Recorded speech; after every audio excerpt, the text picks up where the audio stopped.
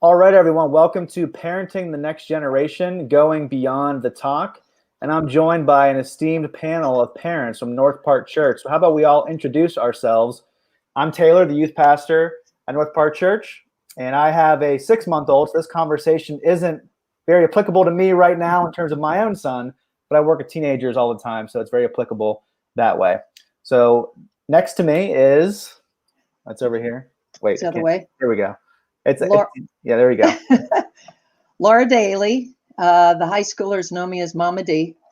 And I work for the Women's Choice Network. We have our own outreach ministry that goes into high schools and to talk about relationships and how to have a healthy relationship. So Joe and I have 2 daughters, and the oldest one, Erin, just got married and lives in Fresno, California, and with her husband, who is on a COVID floor.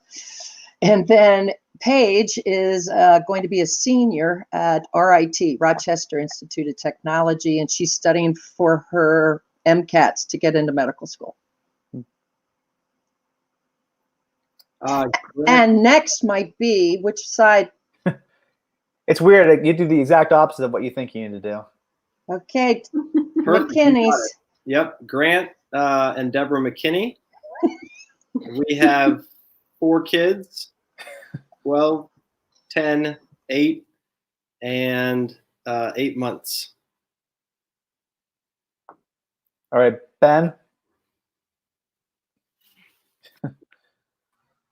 Hi, I'm Pastor Ben. We have 2 daughters. One's who's 9 years old, so this conversation is very relevant for us. And then we have a 9-month-old as well. So kind of got 2 ages, 2 different sides of the spectrum there. And finally, I got it right, Dan Dupee. You were the man. Thank you, Ben. Dan Dupee. Carol and I have 28-year-old twin boys, Jack and Spence. They're both married. Jack and his wife, Megan, have a daughter, Lucy, who's 8 months old. And Spencer's married to Hannah. Our daughter, Eliza, lives in the same town as Jack and Megan. She is 23, soon to be 24. And our daughter, Annie, is studying in Edinburgh, Scotland. And she's also 23, soon to be 24. All right. So the way this is going to work, Ben and I are going to open up with some opening words, and then we're going to have a Q&A time of questions that Ben and I came up with over the past couple of weeks, and parents can also write in any questions they want in the chat, and we'll try to get to those to the best of our ability. So Ben, do you want to start us off with a few words about sexuality and sex in general? Just to clarify what I'm going to say, it's primarily trying to look at scripture and give us a theological foundation for heading into the conversation. I don't know how you, there's a part of me that feels awkward starting that conversation. I remember when my parents talked to me about sex for the first time, and it was like, oh, I don't want that kind of. You might have a history of some decisions you regret in this area. You might be scared of what your kids are going to do once they've discovered side of them. And what I want to say from the get-go is just to say, God wanted the world to be this way. He could have made us producers. He could have made us where, just it was one gender and that was it. But this idea of male and female coming together to make new human beings, that was his idea. So here's Genesis 1. I'll read it to you. And just listen to this. So God created man in his own image. In the image of God, he created him. Male and female, he created them. And God blessed them. And God said, be fruitful, fill the earth and subdue it, and have dominion over the fish of the sea, and over the birds of the heavens, and over every living thing that moves on the earth. So if you think about whose idea was this? Well, it was the architects. God made us male and female, and then he said, be fruitful and multiply. Of the sexual actions. And so God commands the original humans to do this, and that command has not been rescinded. Verse 31, it says, and God saw everything that he had made, and behold, it was very good. And I have to think that God's not just looking at and seeing the perfection, but also realizing there will be a fall, and that there will be a lot of brokenness in human sexuality. There would be a lot of pain, a lot of hurt. And God's still saying that's a very good thing. So as we start in this discussion, I know there's a lot of fear I have as a parent coming into it. Thing or saying too much too early or too late, trying to make sure you get it right. There's so much bound up in that. And yet, just God thought of this. And so whatever fear and trepidation you might have, just remember this is a part of God's plan. First of all, allowed you to bring these children into the world through this, but then also are to be their shepherds and helping them steward this. And I would say in the Christian tradition, we haven't at affirming sexuality is a good part of how God made us. Just think about how we've talked about the Song of Solomon for many years as an allegory of God's love for his people. And yet, if you read it as this passionate love tale, I think it goes a really long way to affirming that in all of its passion. And you see that it's become one of the books of the Bible that we read today. And so I want to start off by saying, part of your kids, yes, there might be distractions, there might be temptations, you might catch them with pornography someday. Those conversations are important to have. And yet, for as difficult as they will be, this is still a good part of God's good creation. And so I think if we start the conversation, we need to start.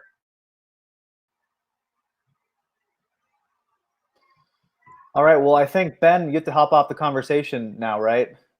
And head to your next meeting. I don't want to kick you out, but I want to make sure yes, we're thank you. your time. No, thank you very much. Yeah, I unfortunately had another meeting scheduled for this night when we delayed it back to the. Thank you for allowing me to still be a part of it, and God bless you guys in the conversation. All right. Thanks, Ben. See ya. Well, now that my boss is gone, I can say anything that I want. No, not really. Anyway, so as Ben already mentioned, shame about sex has really invaded the church and influenced how we engage our children and teenagers about this important topic. I think Christian parents tend towards one of two extremes. They can constantly get in their kids' faces about how bad premarital sex is, how bad pornography is, and only focus on the negatives of sexuality, or they can remain completely silent on the subject because it's really awkward and uncomfortable. And both of these options are very unhelpful and damaging. Yes, as Christians, we should call our students to holiness and warn them of the dangers of pushing the physical boundaries, of having sex before marriage, of consuming pornography. But we must also affirm that sexuality is an awesome gift from God that is meant to be enjoyed and explored within the right context, which is marriage. Sex is God's idea, so he knows how it works best. And I think it's really important to note that you can say all the right things at all the right times with your kids about this topic, and they may ignore you and decide to do what they want to do. You can try your hardest to protect your kids and lead them down the right path, but you cannot make their choices for them at the end of the day. I think some of us may need to submit to the reality that our kids are going to make mistakes in this area of life. They're going to stumble and fall in various ways, and you need to prepare yourself for how you're going to react.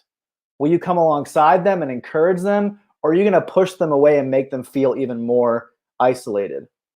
A question to ask yourself is, does your student, does your child view you as an approachable parent that they can be honest and transparent with, or do they view you as an unapproachable figure that they need to hide their failures and sins from? And we must also avoid the opposite extreme of staying silent about sexuality and believing that our kids won't struggle with questions, that they won't struggle with sexual thoughts and temptations. I think many parents fool themselves into believing that their kids won't experiment with the opposite sex. They're not going to send inappropriate text messages. They won't look at pornography. I know some kids do that. I know a lot of kids do that, but mine's not going to. I don't like to scare parents with statistics, but I did come across some eye-opening numbers that I want to share with you. New research shows that the average exposure to pornography is now 11 years old, which may be startling for some of you to hear. And in addition to that, in a recent study, 75% of parents surveyed thought their children hadn't seen pornography online, but in reality, 53% of their children reported that they actually had.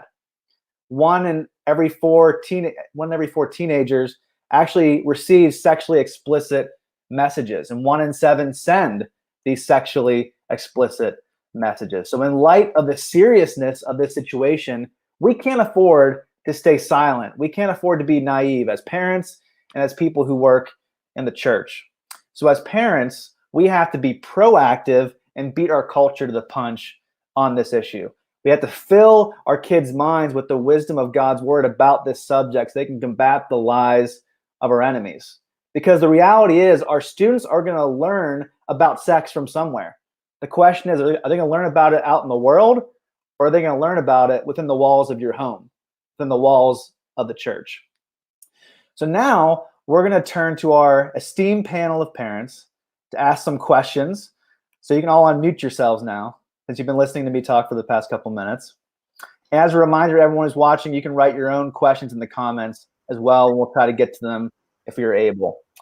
So we called this whole event Going Beyond the Talk, because at one point, I think all of us got the talk and a version of it. But why isn't the typical talk good enough?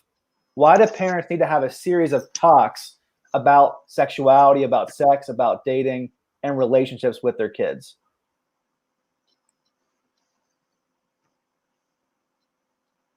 Anyone's free to answer. Okay.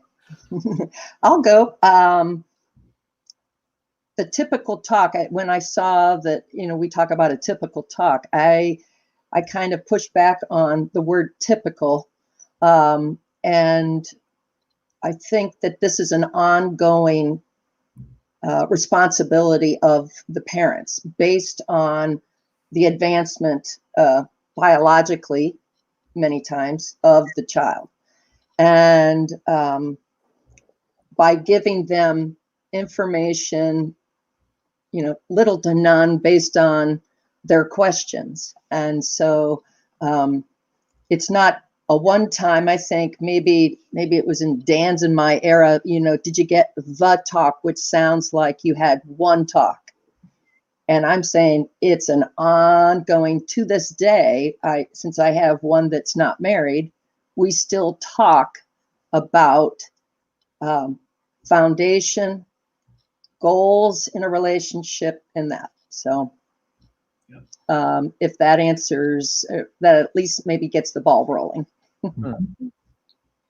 Yeah, piggybacking on what Laura's saying, when I was doing doing interviews for my book, one of the parents I talked to had asked his kids what he and his wife had done as they were growing up that was helpful to them. They were all young adults, and the youngest of them referred to the talk. Now, this wasn't about sex. This was just a meaningful father and son moment that this young man remembered. He was a sophomore in college. So I asked his dad, I said, Chuck, what was in the talk? Because this sounds like if this could be my whole book right here. And he was really quiet. And he finally looked at me and he said, Dan, I have no idea. Like the talk. And I think, piggybacking on Laura's comment, you don't get to choose your moment of influence with your kids. Like, you think this is the big moment. They don't remember it. In the meantime, Carol and I were talking about this. I mean, my nephew and his then girlfriend stayed at our house one time on their way through Pittsburgh, and they stayed in separate rooms. That was a moment for one of our kids. He asked, how come they're not staying in the same room? And he later said to them, I know why you're not staying in the same room. So it was the teachable moment, to Laura's point, unless it's an ongoing conversation, if you play up this big moment, your kids may not remember anything about it. In the meantime, some unguarded comment you make at some point in time may be the thing they really do remember. I think it's analogous to presenting the gospel to your kids. You wouldn't have just one time of sharing the gospel and say, okay, I've now presented the gospel. They're good. We're going to leave that alone. and even tying in with that idea that the one time you present the gospel is not what's going to do it. It's going to be that ongoing living out of how do you remain faithful to the Lord? How do you live out purity? And so I think that when you present sex and sexuality to your kids, it is that lifestyle and how you present it ongoing at an age appropriate way. And the temptations that every human, and Jesus was tempted. So along with scripture, you're exactly right. And I think having these multiple conversations makes it less awkward and uncomfortable. The longer you wait, and if you hold it all for one talk, it's going to be super awkward. Yeah. So if you make it something that you do all the time consistently, it may not even be something you plan. It could just come up, like with Dan and his son. That came up spur of the moment. He didn't plan for that. These teachable moments are going to come up. So the more you have these conversations, the less awkward it will be. Yeah. But springboarding off of that, when do we start having these conversations? When does this conversation begin? Now. You have a child. With your 9-month-old? Well, Grant and I were talking about this, and I think part of our hope all along is that hopefully we've been creating an environment where it is a part of language and conversation on an ongoing basis. And so I think that means it has to start from a really young age, like from when you're explaining what body parts are. Like we never used fake terms, for the physical body parts. And that was really important to us because we didn't want to create a sense of shame or sort of secrecy around, what God has created in their body. And so just from the beginning, we called everything the right name. And so there wasn't really anything to unveil, I guess, in that sense, when it came to then talking about how, like the purposes behind those different body parts. And so I think that kind of helps to, just create a more normal attitude. One funny story I can remember, bath time is a great opportunity to introduce, and I remember I was giving the girls a bath, and I had just given Miles a bath, and Miles he was probably 4, walked back into the bathroom naked, which, kids do that all the time. Done with bath, they're gonna walk, and Claire, being very observant, noticed that her brother had different body parts. And I don't remember the exact conversation, but you just, you go with it. I think I was very embarrassed, like, oh my goodness, Miles, go put a towel on. Deborah said, no, let's not make a 4-year-old ashamed. Like, there's an appropriate time to say, yes, you need to be clothed when you're around other people. But when they're 2 years old, you say, oh yeah, we have different body parts. And that's the beauty of how God's created us as men and as women. And it's a great teachable moment. Mm-hmm. Yeah, I would say that to go on what Deborah said in terms of now is, you can't start soon enough. And as soon as a child can understand the feelings in their heart, how does your heart feel?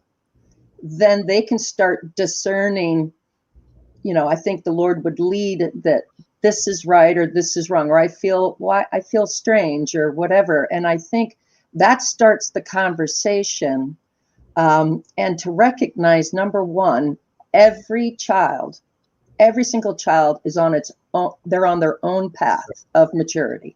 Yeah. And so you can have girls starting their periods at 9 years old, 11 years old, 10 years old, but that you can have 16-year-olds too. And so recognize that you build up your child to say, God has you on his path, and not to compare. Don't compare yourself to other folks. That I know that can be a stickler when you get maybe into middle school. Mm-hmm. But everybody is, so puberty, you need to have your game plan, parent, before they hit puberty. And you need to be having conversations very, like Deborah and Grant said, of just being very positive and beautiful, and no, you don't touch your brother's parts, or your brother does not touch, those kinds of things need to be happening now. Yeah, I think we is at the very earliest. I mean, I think we were probably the parents, as a result of a couple things that like you sort of expected to get the call from the other parents, because it's they're kind of like, if they bring it up. I think one of the boys' friends was humming the tune for a Cialis commercial, one of the erectile dysfunction. And he said, "Mr. Dupee, what's Cialis?" So I told him, because he asked. And but that was sort of our, I mean, that sounds. Our feeling was we wanted to own the conversation. We did not want the terms of the conversation to be set by somebody else. We kind of wanted to be first to the line on this. So we started super early, and then gauge, as Laura said, different for each kid, kind of gauge the thing by where they were, what was their curiosity. And the other thing we try to keep track of is what else are they being exposed to. Taylor, in your introductory comments, that was sobering, but important for us to realize, even on our best day, our kids are going to be exposed to some things. If they watch a football game on TV, the Cialis commercial, they're being exposed to things. And our pace of conversation in some ways ought to match that exposure. Like, we just don't want somebody getting way out there ahead of us on this. So starting early and staying current and just paying attention. And man, if somebody's curious, you go there. That was sort of our approach. Yeah, because I learned most of the stuff I learned about sex at a younger age, and as I was a teenager, was from my older brother or from my friends. And there's no one who's more unqualified to give this advice than a middle school boy. So they're going to learn about, like I already said. So do you want to be the one who teaches them? Do you want your youth leaders and your other people at church to be the one who teaches them? Or do you want it to be their friends, other people that you don't really even know very well? It's going to be someone. It might even be your TV, like Dan already said. Mm-hmm. One of the things that if our audience is mostly parents, to bring science into this, I mean, teenagers, adolescents, their brains start growing immensely at a fast pace, like right around the 12, 13 age range. And that affects the biology, all the emotions and all that stuff. And so when the teen brain is growing, that is when they're very susceptible to temptations and addictions. And I've read enough that where some psychologists even talk about, child psychologists say, if a child can get through adolescence without an addiction of some sort, then you've done yay for the parent. But there is that, what I'm saying, in that time frame, it's very, very sensitive, and it's it's a roller coaster, as it's designed to be. Well, Dan kind of already addressed this to some degree, but how do you field questions that seem to be somewhat premature? That you were maybe somewhat surprised by the question. You're like, I don't know if they're ready for that answer. What do you think about that? Or should you just give them the answer regardless? I think we've always looked for ways to answer the question. If they're asking it, then I think if they're asking some question, there's a multitude of questions they're not asking, right? And so to meet them and to show them this isn't a taboo topic. And even if I don't have the perfect right answer for you right now, then I'm willing to take my time and come back to you with a good answer, to look into it or, whatever. But I think just really creating a place where they feel welcome to ask questions at any time. and not making them feel embarrassed or that there's something off the table, I guess. Because we've all seen the sitcom where the dad gets a question from his kid and he kind of like makes up an answer, like fumbles around and like leaves the room. That's not what we want. We don't want to give them misinformation. We don't want to just give them silence either. I think that's a really good explanation. And typically I would think if they're asking you as the parent, it's because they respect you and they love you. And the fact that they're asking is a huge step. I mean, I would think most of the time someone would not ask because they're either ashamed or they're embarrassed. And that would be, that's the worst thing, to have some change to my son or daughter's body using growing hair, in private parts. And I mean, how odd and embarrassing is that if you don't know why this is happening? And, so if they come to you and ask, that's a huge, huge thing. And to help them enter into that and not feel embarrassed or ashamed and comfortable in their own body, how God's created them. I think it's a beautiful picture. But yeah, so I would say from that aspect, to say a question is premature probably doesn't really exist in a sense. Right. I would agree that you always want to allow the child to feel as though, I always ask a question with our background in sales. You don't answer the question always. You ask a question back. Well, why? Did Susie say something about this? And that's a way of digging for more information. Or did you see something in the gym, or gym class, or, you know what I mean? And so you dig for like, okay, where is this coming from? And it's okay. But it helps to give you a bigger picture of where maybe what they're thinking about, just like what Deborah said, where there's probably a plethora of other questions that they're thinking about, but this is the one you got. Well, I know Deb and Grant are kind of in the middle of this whole conversation with their kids, but what do you think you would have done differently if you can go back and have these conversations over again? What do you think you could have done differently or you wish you had done differently?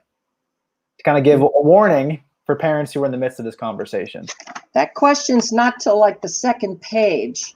I'm kind of bouncing around to make sure we get to the questions. I have certain questions I really want to get to. Okay. So I'm bouncing around a little bit.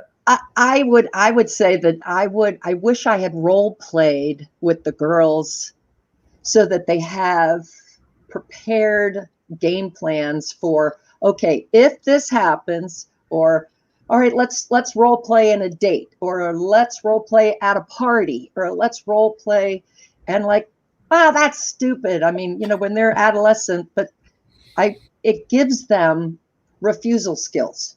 It gives them a skill. It gives them a game plan on, I'm prepared for this. So they don't freak out, because remember, their brains are like this. And if they have a plan or an idea of what they're going to say in that circumstance, it goes so much smoother. And I wish I had done more of that. Dan, do you have anything that you would like to share in that regard? I'm not trying to force you to, but if you have something. Well, Carol and I talked about this earlier today, and part of it is at this point in life, our kids seem to be at a good place. So I think, and Carol volunteered this, it wasn't, this is not me. But Carol was fantastic with this stuff. She was our second shift sexual conversation expert. I'd be asleep. Teenagers think of questions, some of their hardest questions at 11 o'clock. Well, I was asleep for an hour and a half. But she with our girls feels like there could have been a more explicit conversation, because we did a little bit of what we were doing was needs driven. And if your kids are dating, you've got an obvious need. So the need popped up with the boys. Okay, how are you going to conduct yourself with the young woman that you're dating? So that was kind of an easy conversation to enter into and to continue to bring up. How's the physical part of your relationship with Sam going? Sam's a girl. But but with the girls, they weren't dating, so the need wasn't there as much. So some of the things that Laura's talking about, we probably could have drilled down. As a dad, I know there's a question later about gender specific stuff. Was it different talking to the boys, talking to the girls? As a dad with the girls, I didn't have that conversation. I did affirm them, gave them warmth, gave them, everything you could want from your dad, or I tried to, and never said anything critical about them physically. But I didn't, so that's beyond the question. We don't, I'm glad we did it the way we did it. And I'm glad that it's been an ongoing conversation up and through the kids being married. I mean, we've had sex talks. Your first year of marriage, everybody thinks this magical thing's going to happen, and you're learning. So, that was another conversation to have. Never ends. How about that? This goes on forever, parents. Isn't that great? So you're saying it's not over when they're 18? I never knew that. No. Good to know.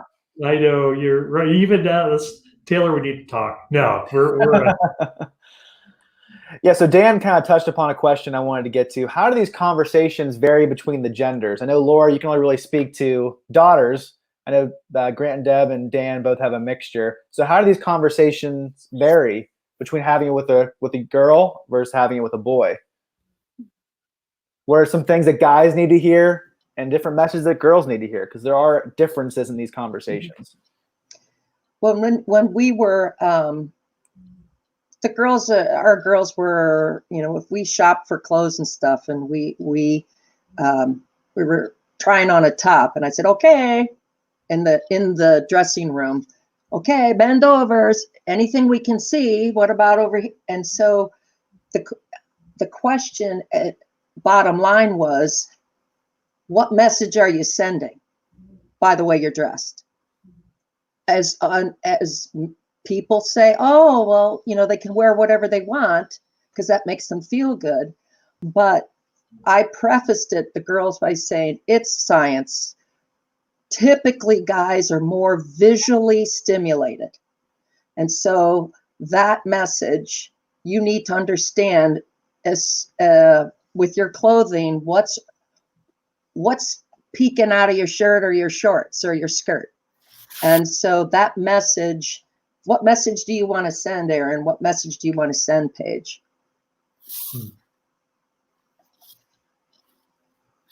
Yeah, with our guys, I alluded to it, Taylor. I think oftentimes initiators physically, not always, especially not nowadays, but it was somewhat natural to, first of all, guy to guy, that was, I'm not going to say it was easy, but the ongoing conversation, particularly if they were in a relationship with somebody, or a conversation about pornography, to me, it could always be pretty straightforward. A question as simple as the one I asked before, how's the physical part of your relationship with the girl that you're seeing, and a question asked again in engagement. So I think that guys,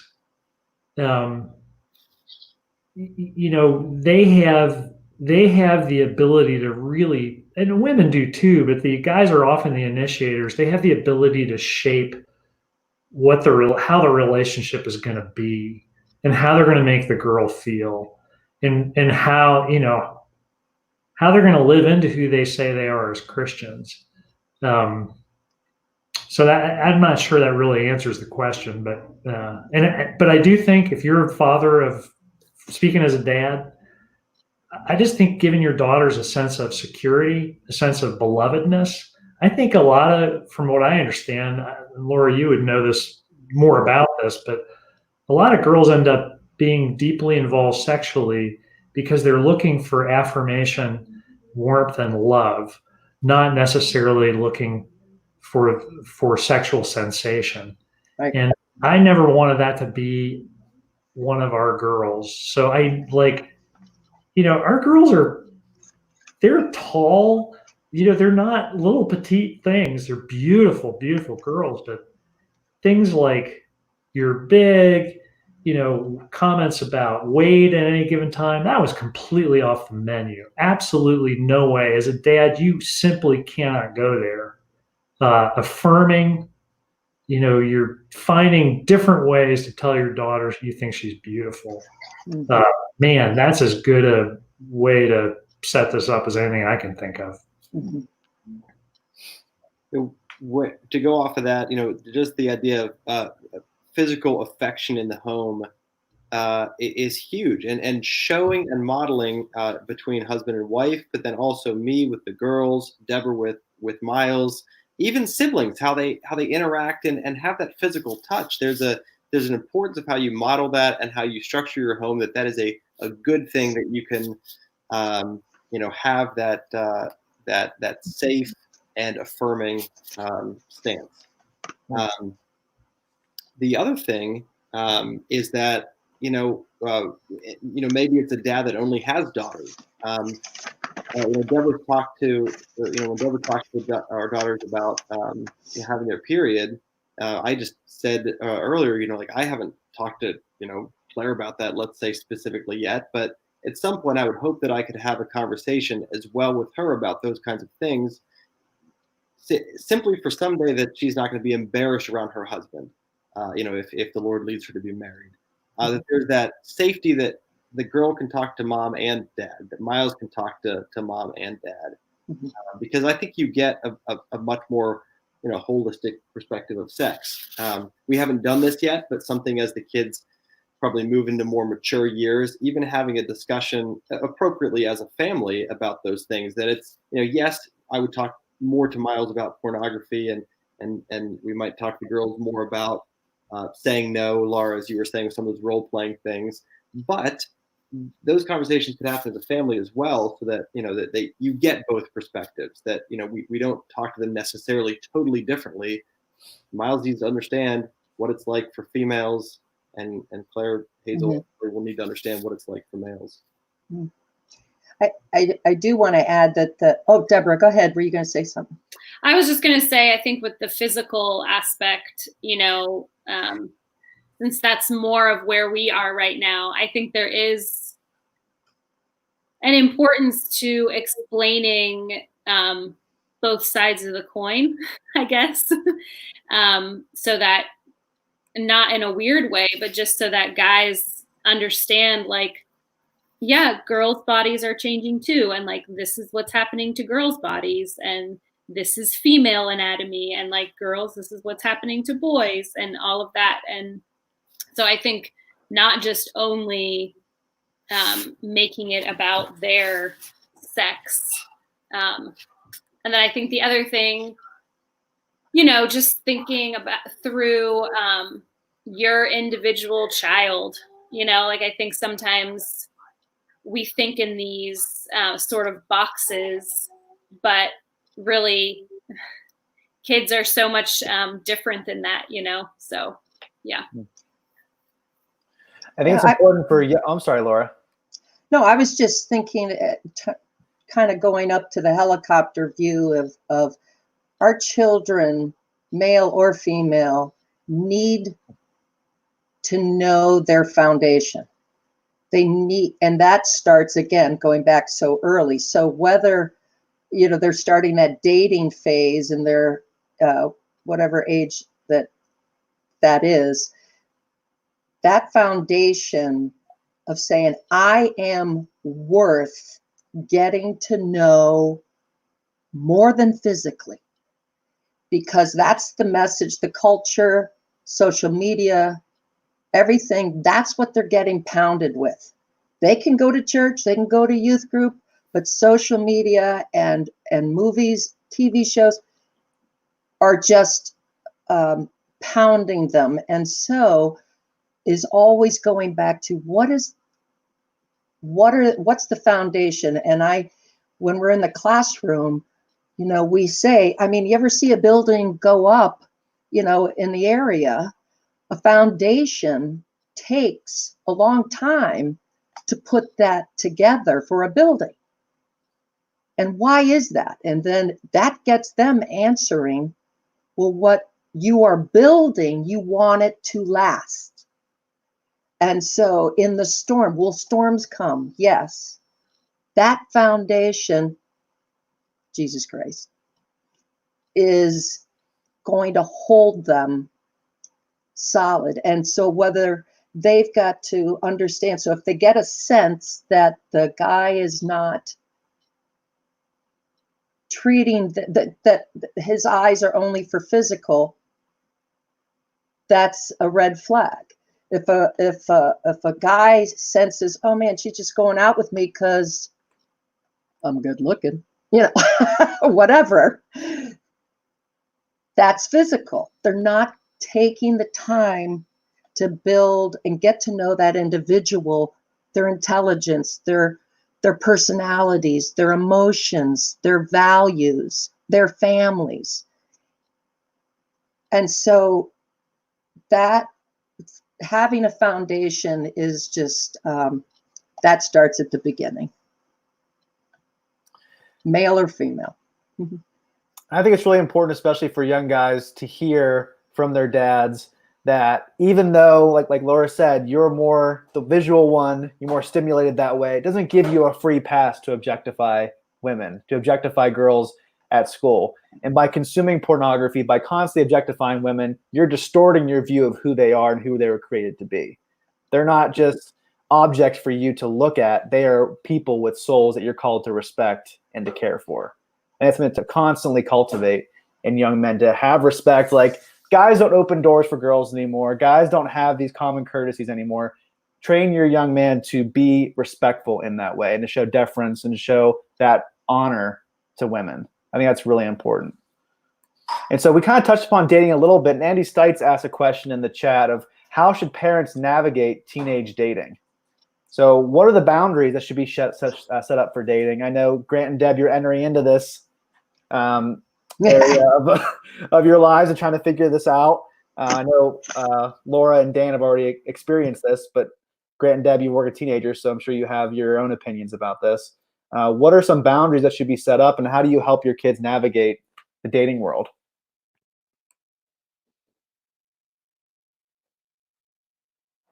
Anyone? Bueller. Yeah, this was an interesting one for Carol and I to talk about because starting with what's the appropriate age? Do we have a carte blanche, age that we say before this age there shall be no dating? But I'm aware that a middle school kid may talk about having a girlfriend, and what it means is that they eat lunch together. That could be the entire context. On the other hand, I've seen 13-year-olds who are hanging all over each other. So clearly one of those things is the one you don't want. To Laura's point, you want more practice than the art of getting to know another human being and being known by that person. So navigating the dating, we took it with each kid. And nobody pushed the boundary on age in our house. But as the boys, had girlfriends and that kind of thing, again, just an ongoing conversation. To us, the most important part was the expectation that, to the degree that this dating is in some way about, learning who you're going to marry, or in some way preparing for that. Because, like it or not, it is. I mean, you're building stuff toward, or building a good foundation or a bad one. Most of our conversations were about where their girlfriends were in their faith. I mean, that was the biggie for us, which also would hopefully say something about mutual expectations of families with regard to sexual intimacy. But from our perspective, the most important conversation in dating was the faith of the person, or the lack of faith of the person they were dating. Yeah, to piggyback on that, Dan, we would always come down to, what is the purpose? Yeah. Why are you going out? Why are you saying yes to go out with this person? You don't even know their family. You don't, do they go to church? I don't know. That wasn't, except that made me want to dig more, So, and we also, in terms of, you asked the question, Taylor, in terms of boundaries or like rules or guidelines, and because of no, we never thought of it this way, honestly. The teen brain was decision making is up and down with an adolescent, and because this part of their brain is not developed, and so they're not good, even though they may look like they're mature, they look like they come from a good family, they look like they've got some good mentors. The facts are, on the inside, they're not good decision makers. I mean, yet. And so we did say, I'm looking to put numbers. If I was a parent watching, we said 16. We said 16. And that pretty much held true. The guidelines were, we would always know where you were going. The guidelines were, your date comes to the door. They meet the parents. They meet both of us. And Joe would interview the girls' dates. They're like, oh, no. You know what? They thanked us. And that also puts not pressure, but expectation in that date's mind of what you expect. As a parent, we are handing off our precious gift to you, and you are now in charge of our daughter when you go out. And it served a good purpose. That's really How do good. you feel like the 16 specifically worked for you, Laura? Since you threw out Say again? The age of 16, how did Yeah. you feel like that age of 16 worked for your family? Well, the girls didn't date a lot in high school. They didn't date much in high school. They had crushes and things like that. But why we picked 16, I don't actually know. Why 16? I'm thinking, because as soon as you're driving, man, they're gone. They're like, freedom. And, and I'm like, yeah. And you're going to be home at a certain time, and we're going to meet them, 16, I don't have an answer as to why. That's fine. I just asked because I think it worked probably very well for your family. One, because you had two girls that I think were both very mature, and I think you and Joe did an excellent job with your daughters. But, for every family, I just wanted to ask about 16 because for some people, one child might be okay and mature enough, let's say at 15, and the other kid might not be mature enough until 21. So you say 15 to the first kid, and then you say, hey, we're going to wait for a while for the second kid. That can be, that could be problematic if you set an age, or even with different genders, things of that nature. So, for me, we haven't arrived at that point yet, but we were talking about today, are we even going to throw out an age? Maybe not. I think if you have a concern about maybe a particular son or daughter who seem to be venturing into an area unwisely or too early, to say, hey, maybe at 15 we can talk about the process of beginning to date, or at 16 let's bring up the conversation if we're ready, instead of saying, you even brought up the idea of a driver's license at 16, right? What happens when a kid turns 16? They go get their driver's license. What happens at 18? They go buy a lottery ticket. Why? Because you can. So at 16, I'm expected to now go find a girlfriend because that's what was set up for me. Right. So and that could be the danger. And I think that that's a really good point. And from the standpoint, if a parent notices maybe one of the children maybe not making good, responsible decisions at home for basic things. That's when you say, let's talk about that at this point, and we'll take it a year at a time. Or that, you're exactly right. It was so long ago, I don't remember exactly why. 16. Knowing your daughters, I know that saying 16 apparently worked very well for you, but I think it's because you and Joe had such an excellent, walk them through, and the expectations were there. Clamped on them. Yeah, I don't think there is exactly like a right or wrong answer to this. It's Right. a matter of wisdom and your own child that you know better than anyone. 12-year-olds are a wrong answer. Yeah. Okay. Fine. I definitely think 16 is a good age because at least they can drive themselves. Do you really want your mom to drive you on your date to the mall with your girlfriend? I don't know. That seems a little bit lame to me. But yeah, I think there are some wrong answers. I don't think there's one right answer. I'll put it that way. It's not one right answer. So how do you walk your kids through a relationship that has failed? Because most likely their high school, middle school relationship will fail. There are relationships that succeed. I know we shot Anna Lish's wedding last year, and Anna Kaiser. She dated her husband since she was in high school. So it does work. But for the most part, your students will experience relationships that fail. How do you walk your student through that? Because to them, it seems like the end of the world, even though you know it's not.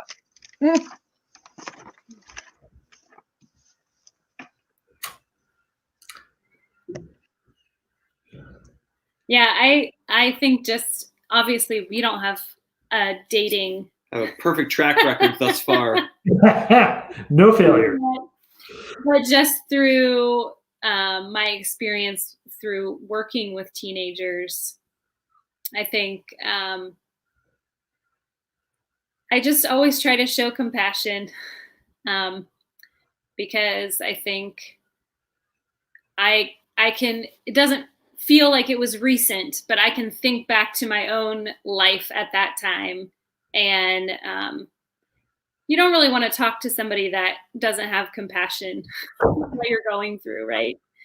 And so, I think we can always help to temper what's happening now in life with a broader perspective because we have a longer view than they have. But I guess I would just say first to meet them where they are, to allow the conversation to have a place to go, I guess. Yeah, I think. Yeah. Sorry, Dan, keep going. Well, I was just going to say, I think that's really good, Deborah. I think just the simple, hey, I'm really sorry. And that, we've got one of these that I can think of that happened with one of our boys, and we liked her. So it was not hard to say, I'm really sorry, because we were going to miss seeing her. We thought very highly of her. But even if you don't like the boyfriend or girlfriend, which can happen, if they're a fish, I'd tell you to throw them back type of thing. Even if you don't like them, I think that compassion expressed that Deborah's talking about, just a very simple, I'm really sorry. I am sorry. Because it hurts. You just forget. You feel like, I'm sure to those kids, it feels like, the sun's not going to rise tomorrow. So platitudes, it'll be better, you'll get over it, you can treat it like any other grief, which is, I'm really sorry that happened, and somebody wants to talk about it, let them talk. And I think even like for someone like me, who I never dated anyone in high school, it wasn't because I didn't want to, it was because nobody wanted to go out with me. And so there are going to be some teens who experience that disappointment of not meeting someone, and they feel like they should be dating someone, and they feel that pressure because my brother made fun of me, my friends made fun of me, wanting to date someone, things like that.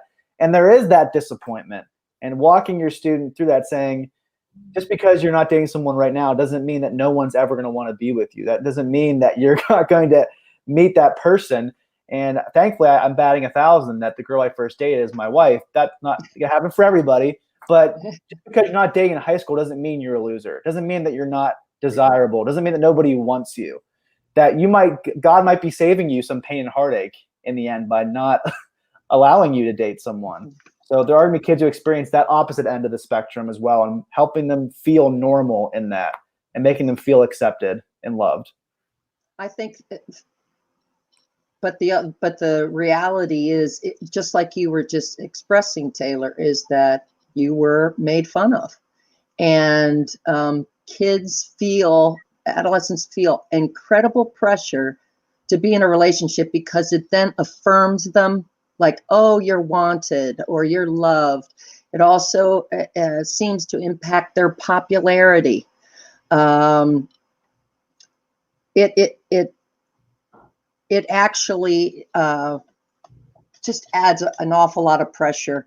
And for example, so there's statistics that indicate that girls, that if they date somebody that is, oh, well, this person who's 3 years older than me, and I'm talking about an adolescent, and dating somebody who's 3 years older, they're the ones that are then strongly influenced by the older partner to get physically involved. Or the girl also feels the need to say, I want to show how much I love them, so they get physically involved. Or and so those types of things, I think are important to know. The reality is that in school, man, people say, hey, we had a guy that a one-time date, because one of the girls pushed back and said, you need to take me home. She got enough red flags that he told he told a lot of people that don't date a daily girl, you're not going to get anything. And so both girls think to this day that they didn't date in high school because they didn't provide. And this was a popular student, and there was a lot of pressure, a ton of pressure. So I think that when we're asking our kid to not feel that, I'm not necessarily thinking that that's reality. It's like, you need to understand that you again, it's that building up. You're so special. We've been praying for somebody to come along. And what is the purpose of dating? Okay, so if a date goes badly, what did you learn about yourself? What did you learn about them? And then the next time somebody asks you out, you're maybe a little more trained, or what do you want to say? You're going in with your eyes open a little bit more. Does that make sense? I was kind of babbling there. But.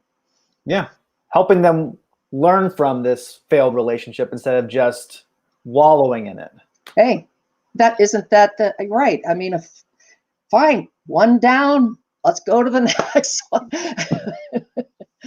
Yeah, what did you learn? That's the big thing we would say to the girls. What did you learn about you?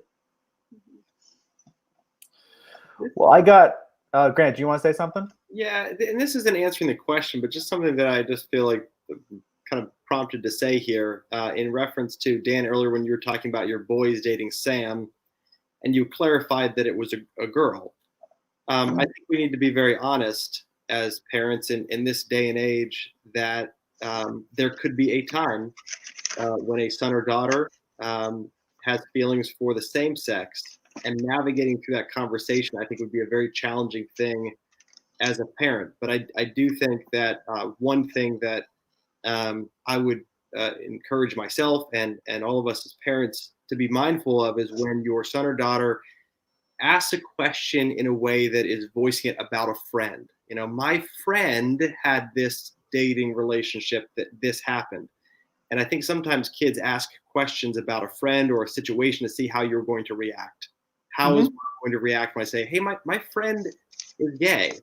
And to see if you jump on that, stay away from that friend. That could be a really, really damaging thing if your son or daughter is having some of those feelings. they're not going to want to come to you. They're not going to feel confident then exposing what struggles they're having or where they're being led. Right. And so I don't think it ties in with the question necessarily, Taylor, but just I've been kind of mulling over that, Dan, since you kind of, made that clarification earlier. And I think it's a real thing that we need to think about in our day and age. And I know I had a conversation with Miles just bringing up homosexuality, and I don't remember when it was, but it was just kind of in the context of, but do you realize that, like, that there is he was, young enough when maybe homosexuality, I think it was actually a sermon at North Park, so it comes up, I know that it small group, middle school small group, they've talked about that because it comes up in biblical texts, and having that in a very safe and healthy way early on can be a very helpful thing. And then being sensitive to the questions that your kids ask in reference to friends and other relationships that have occurred. I think it's a really important point because I think a lot of students struggle with that more than we think that they do. Yeah. And even Christian students struggle with that more than we think that they do. So that's a really important point to make, Grant. Thank you. And there are two questions that were sent in to me by parents today, so I wasn't able to prepare you for these, but we'll see how we can handle them. One, I think we know how to handle this one. How do I address the issue of pornography with my child? How do I navigate that really sensitive issue? I would end up, number one, as a recommendation for parents, even though, like, when the computers were starting to come out and you leave the computer screen in an open area in the house, when your child gets older and they're into their early teens, they want to be able to be on their computer in their bed, and work sometimes instead of a desk. And now the screen you can't see because it's facing them.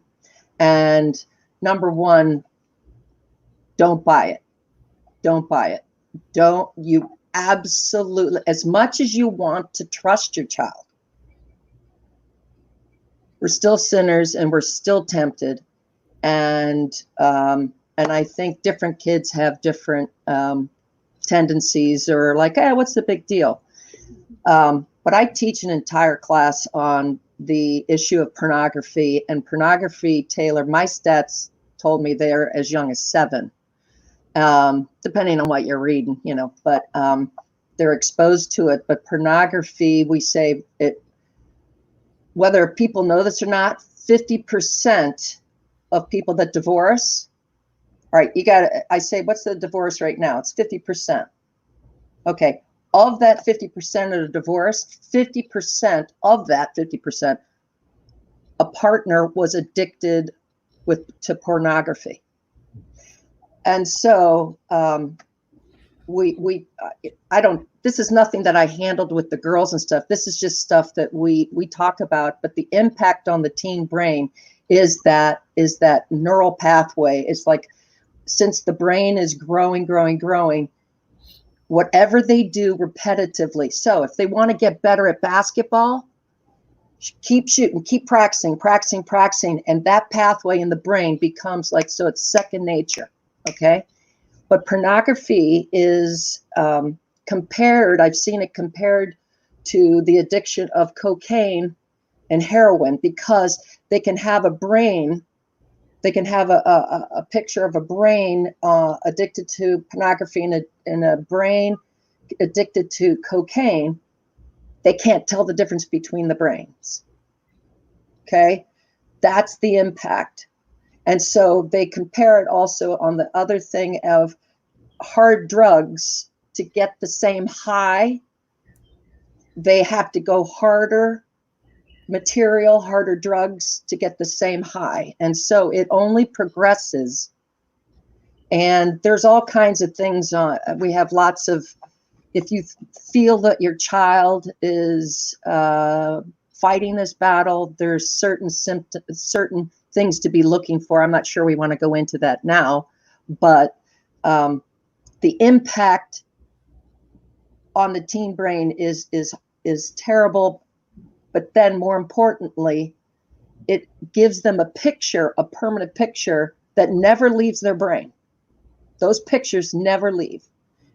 to say this is how relationships should be. That's again the messages of the culture really coming down on our kids. So that's all I have to say about. I have a lot to say, but I don't want to take up. Taylor, Yeah. sorry, Dan. No, you go, Deb. I came across an organization this past year that I've just been really impressed with, called Protect Young Minds. And they actually have put out 2 books.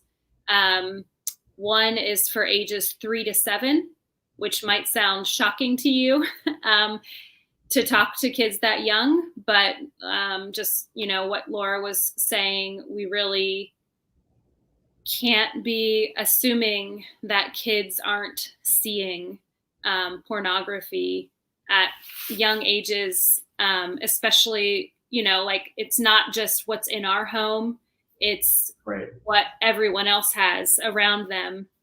And so this is one of them. This is the one for older kids. It's a book they've put out. It's called Good Pictures, Bad Pictures. And it is a picture book. So this is the 7 to 12-year-old one, but it's a really accessible book to go through with your kids.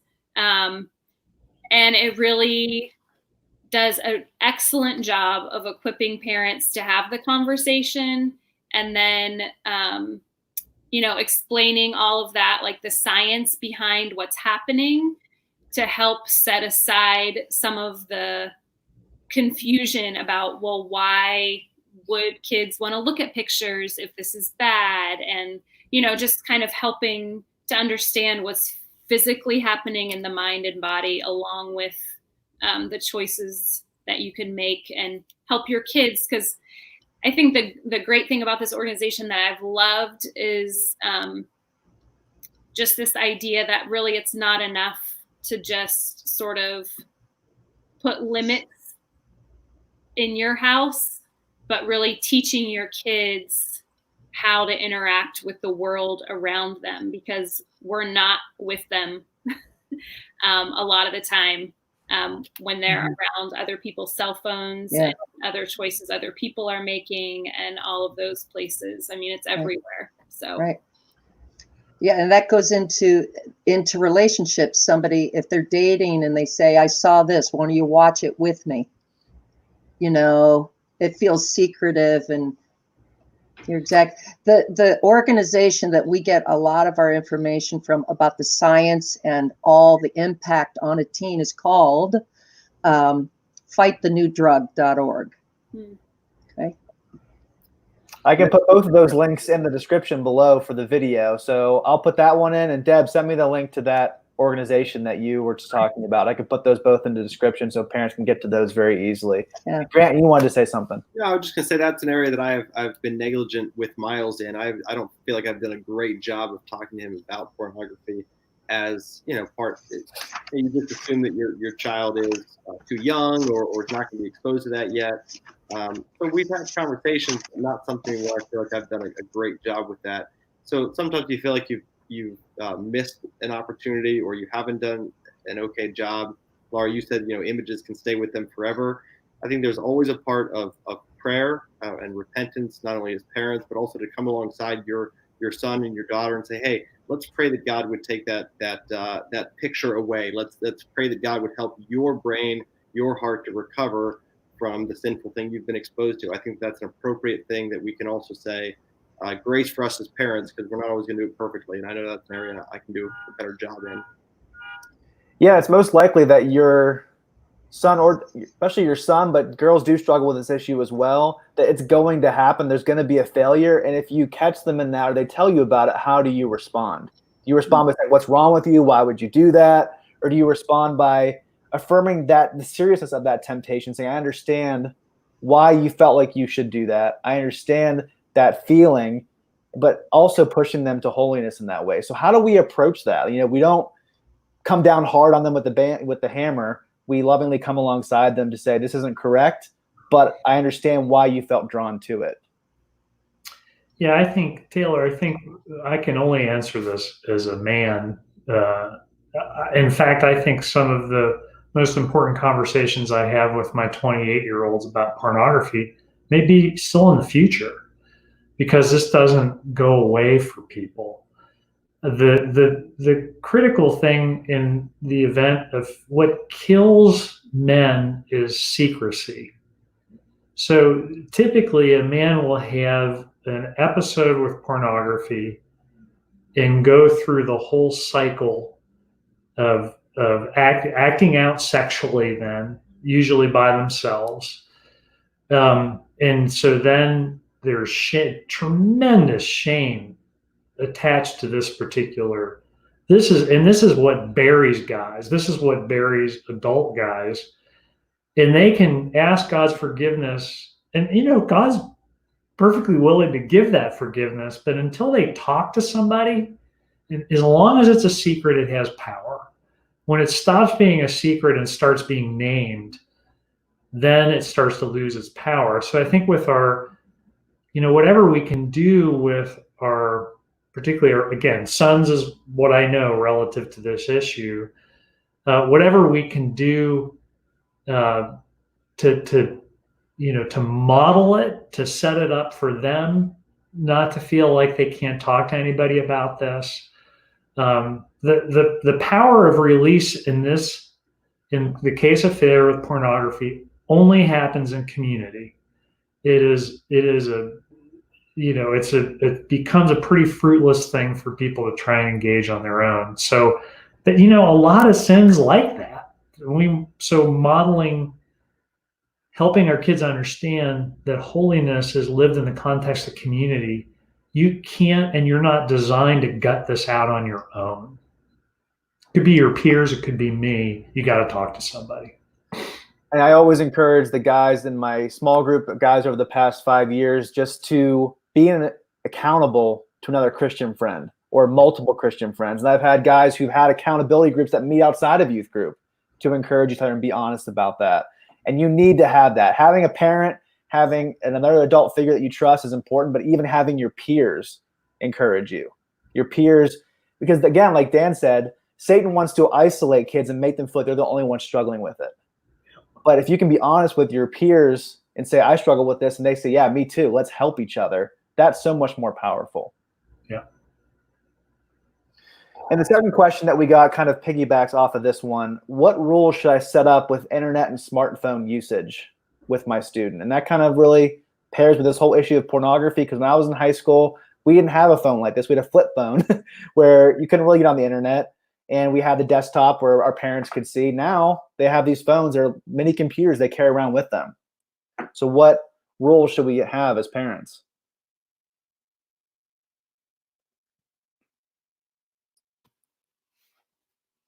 I think this is something that we've none of our kids have their own phones yet. So we've thought about this a lot in theory and haven't really put it into practice.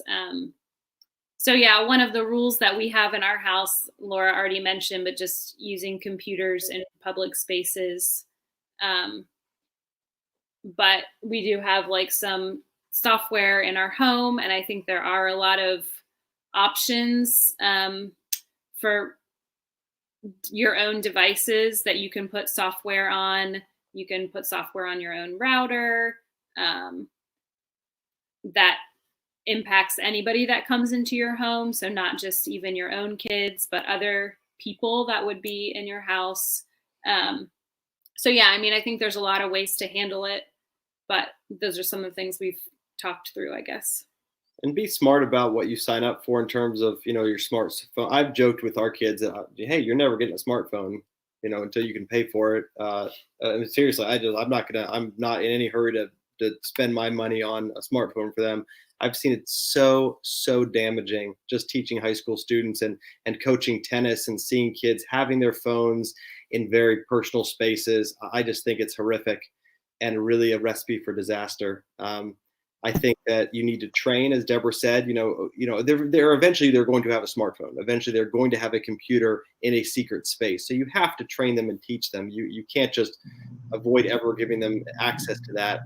But there's so many other options besides just signing up for the unlimited data plan. You can get, what's the cell phone that, like, for kids where it's like just call, just text? There is a new cell phone that just came out. It's called Gab Wireless. That looks like a smartphone, but it only has the capabilities of, it doesn't have a camera on it.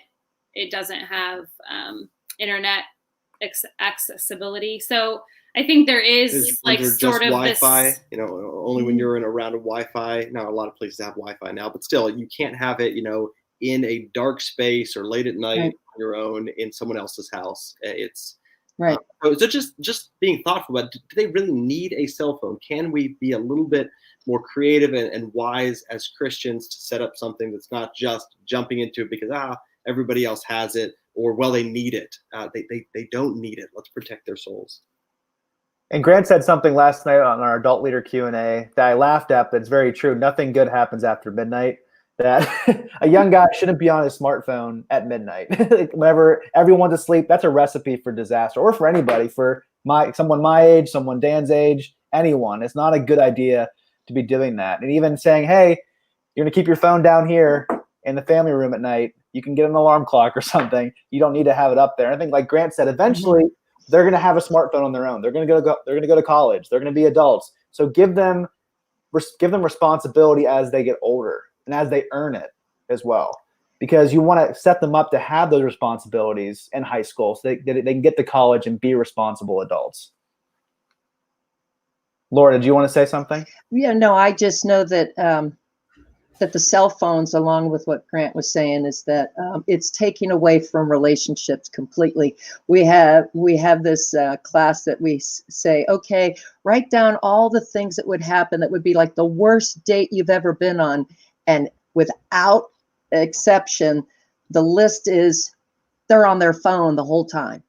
And so besides the pornography, in other words, the phone is, besides that, it's good and evil in the palm of your hand, right?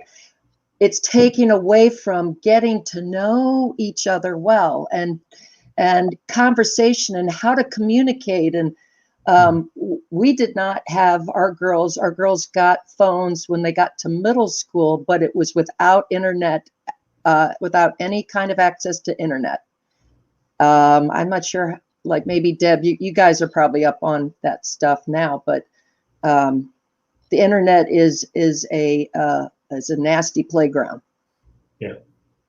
No, that's and this is interesting, Taylor, because this question, as you're seeing from each of us, bleeds over into so many other things. And first I'll give a resource recommendation. Andy Crouch's book, The Tech-Wise Family, gets very specific about practices that he and his wife and their kids have as a family.